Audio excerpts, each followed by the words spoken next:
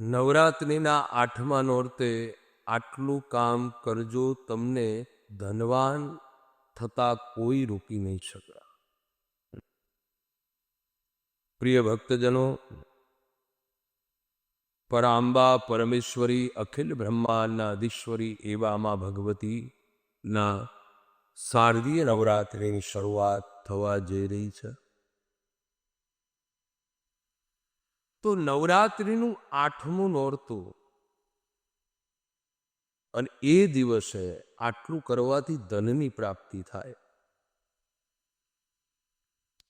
કારણ એક છે કે નવરાત્રિ નું 8મું નોરતું ને એ મા ભગવતીને પ્રસન્ન કરવા માટેનું ઉત્તમ, આમ તો દરેક દિવસ ઉત્તમ છે, પણ 8મા નોરતેના દિવસે મા ભગવતી પરાંબા પરમેશ્વરી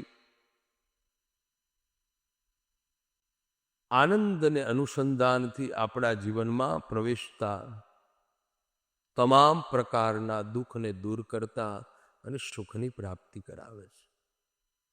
નવરાત્રિ આવે અને નવરાત્રિનો 8મનો દિવસ એટલે બધાને ઉર્વમાં માની પ્રત્યેની લાગણી અને માની પ્રત્યેની ભક્તિની જાગૃતિ થાય છે. માના મંદિરમાં ન જતો હોય ને એ માણસ પણ 8મનો દિવસ હોય, નવરાત્રિની 8મ હોય, નિવેદમાં બેસી જાય છે. કારણ શું છે? કે માનો પ્રસાદ લઈએ, માના પ્રસાદના માનો પ્રસાદ લીધો હોય ને એ પ્રસાદથી જીવનમાં સુખ ને સુખની પ્રાપ્તિ થાય. તો શું કરશો નવરાત્રિના 8મના દિવસે? તો ધનની પ્રાપ્તિ થાય. અહીંયા બેઠેલા કેટલાને ધનવાન થવું છે?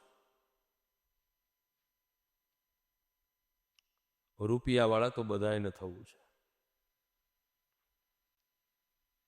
પણ રૂપિયાવાળા થતા પહેલા આપણે આપણા જીવનના અંદર મહાલક્ષ્મીને આપણે ત્યાં પધારે એની માટે ઘણા બધા કાર્ય એવા કરવા જોઈએ.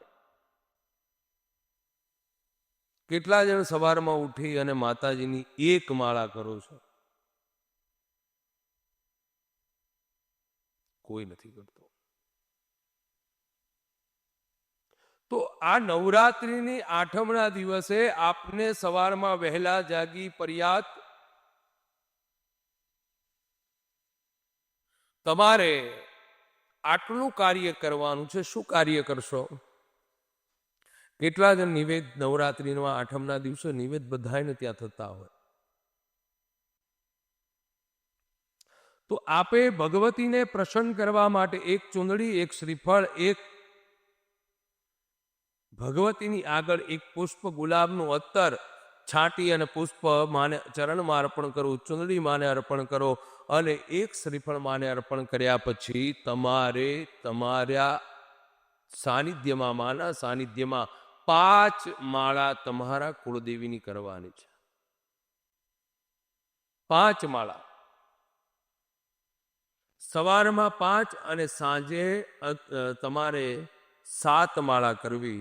આમ કરી અને આ પ્રમાણે કુળદેવીની માળા કરવામાં આવે તો મા ભગવતી પ્રસન્ન થાય અને આ પ્રમાણે 11 માળા તમારે 8મના દિવસે તમારા જગદંબાના સાનિધ્યમાં, તમારા કુળદેવીની સાનિધ્યમાં તમારે આ પ્રમાણે માળા કરશો. એક શ્રીફળ અર્પણ કરશો, ગુલાબનું પુષ્પ અર્પણ કરશો. મા ભગવતી પ્રસન્ન થશે અને મહાદેવી પ્રસન્ન થાય. 8મના દિવસે રાત્રિના સમયમાં ઘરમાં ગુગળ અને કપૂરનો ધૂપ અવશ્ય કરજો. આખા ઘરમાં ફેરવજો. ગુગળનો ધૂપ કરવાથી મા ભગવતી પ્રસન્ન થશે. નેગેટિવ ઉર્જા, જે ઘરમાં નકારાત્મક શક્તિ છે, એ દૂર થશે અને સારી શક્તિ ઘરમાં પ્રાપ્ત થશે. 8મના દિવસે બને એટલા નામ સ્મરણ જગદંબાના નામના કરવા જોઈએ. મા ભગવતી પ્રસન્ન થાય ત્યારે આધિ વ્યાધિ અને ઉપાધિ દૂર થાય છે. જીવનમાં સુખ શાંતિ અને લક્ષ્મીની પ્રાપ્તિ થાય. જે લક્ષ્મીને વંચિત છે, જેને લક્ષ્મીની પ્રાપ્તિ કરવી છે, જેને સુખની પ્રાપ્તિ કરવી છે, જેને ઐશ્વર્યની પ્રાપ્તિ કરવી છે, એને સર્વ મંગલ મંગલે શિવે સર્વાર્થ સાધિકે શરણ્યે ત્રંબકે ગૌરી નારાયણી નમોસ્તુતે. આ મંત્રનો જાપ કરજો તો પણ ઉત્તમ ફળ તમારા 8મા નવરાત્રિએ કરવાથી મા ભગવતીની પરમ કૃપા, પરાંબા પરમેશ્વરીની કૃપાથી સારામાં સારું ઉત્તમ ફળ તમને પ્રાપ્ત થશે અવશ્ય. સાથે સાથે બીજી એક વાત તમને જણાવું કે તમારે વિશેષ કૃપાઓ પ્રાપ્ત કરવા માટે તમે ઘરે યજ્ઞ પણ, હોમ પણ તમારી જાતે કરી શકો છો.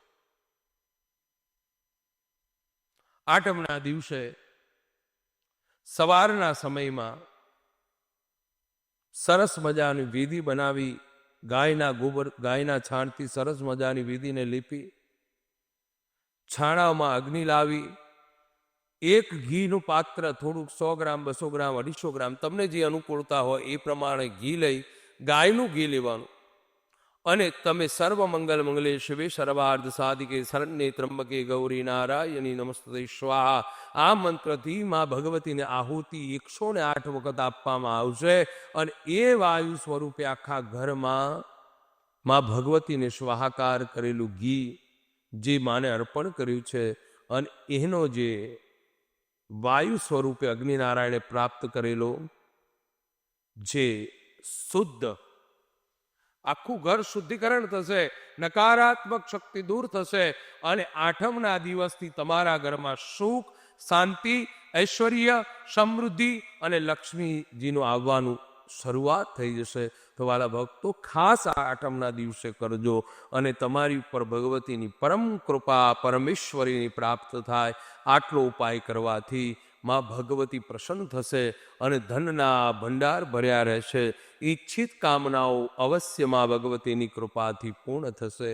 તો વાલા ભક્તો, વિશેષ માહિતી પ્રાપ્ત કરવા માટે આપણે વિશેષ બીજું પણ અહીંયા એક આયોજન કર્યું છે. મંદિરે રોજે રોજ 9, 11, 10 દિવસ અને આમ 10 દિવસ નવરાત્રિના 10 દિવસ 5 ભૂદેવ દ્વારા ચંડીપાઠનું આયોજન કર્યું છે. એના પણ જો સહભાગી થવા માગતા હોય તો નીચે આવેલા નંબર ઉપર આપ કોન્ટેક્ટ કરી શકો છો. દેવી ભાગવતના તમે કદાચ અધ્યયન અહીંયા થવાનું છે, પાટલા પારાયણ, તો એ અધ્યયનમાં આપ જો યજમાન બનવા માગતા હોય તો નીચે આવેલા નંબર ઉપર આપ કોન્ટેક્ટ કરી શકો છો.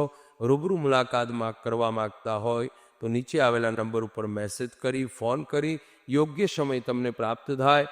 યોગ્ય સમયે તમે તમારા અહીંયાથી જે સમય મળે એ સમયે આવી અને રૂબરૂ મુલાકાત પણ કરી શકો છો.